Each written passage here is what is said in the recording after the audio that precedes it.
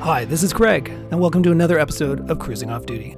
If you've been following us this sailing season, you know that we've been traveling around the Thousand Islands and Lake Ontario. The last episode we left Cedar Point State Park, which was beautiful, but small, and not much to do. Our plan this episode was to sail west and head to Cape Vincent. Unfortunately, when we got to Cape Vincent, New York, it was flooded and underwater in every way, to the point there was nowhere for us to dock. So, change of plans last minute. Instead of heading to Kingston the following day, we decided to go early and spend an extra day in downtown Kingston. Now, we love Kingston, and there's just so much to do that you really can't fit it into one episode. What I certainly made time for is to get the drone out and show you what Kingston looks like from the air. All that is coming up in this episode of Cruising Off Duty.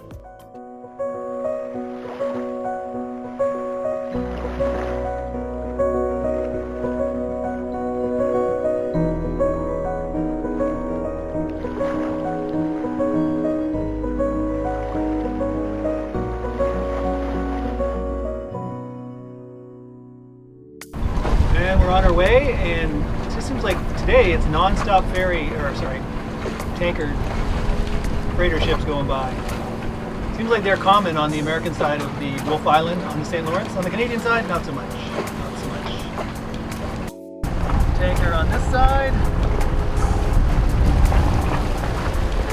Barge on this side. Quite the interesting boating area. As you can see, we're going into a stiff breeze right directly into it, which kind of sucks. And since we're going into a stiff breeze, we've decided to go to the left of this island instead of around the right. We were going to sail around the right, but it's a little wider there. But if we're going to go into be motoring, we might as well take this shorter channel through the left of Carlton Island. I thought this looked like such a pretty house when I got out the binoculars, and it's destroyed. The roof is like there was a fire inside or something.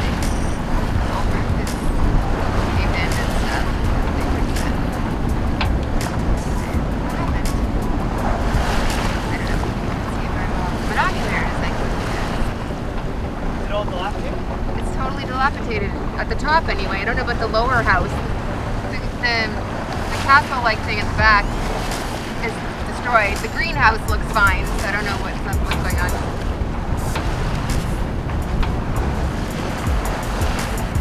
Once we're past Carlton Island and back in the open water, we start seeing these behemoths again. They're kind of cool to look at in the sun, but in future episodes you're going to see us sailing in some pretty thick fog. And that'd be my big concern, is not seeing one of these coming until it's too late. Okay, we're entering Cape Vincent.